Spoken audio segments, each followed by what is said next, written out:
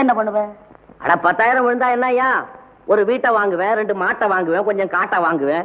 என் தங்கச்சி பார்வதிக்கு நல்ல இடமா பார்த்து கல்யாணத்தை பண்ணி வைப்பேன். உன் மகளுக்கும் கல்யாணத்தை பண்ணி வச்சிருவேன். அப்புறம் வேற நிறைய நல்ல வைர முகூர்த்தம் செய்து போட்டுக்கிட்டு அழகா ஜருக உடையெல்லாம் போட்டுக்கிட்டு ராத்திரி ஒரு 10-11 மணியை போல சமுத்திரக்கரை ஓரமா கொடையை பிடிச்சுக்கிட்டு காத்து வாங்கிட்டு போவேன். அல்ப வாழ்வு. உனக்கும் காதுக்கு, கழுத்துக்கு, மூக்குக்கு, காலுக்கு, இடுப்புக்கு. இப்ப இவர் மூர்ச்சியாகி விட போறாரு பாரு. 50,000 ரூபாய் விழுந்தா என்ன பண்ணுவேன்? டூப்பு 50,000 அவ்வளவு டூப்பு. இப்ப பாரு நான் என்ன செய்யறேன் பாரு. 50,000 விழுந்தாளா? அதுல பாதி நீ எடுத்துக்க. பாதி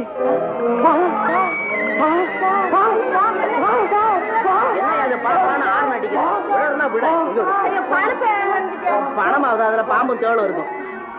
இவரே வச்சுக்கிட்டீங்களா? ஏய்யா இவ்வளவு பெரிய தொகையை சீக்கிரம் சொல்லலாமா? 1000 ஏத்தி இருக்கணும். இப்படி திடீர்னு சொல்லலாமா?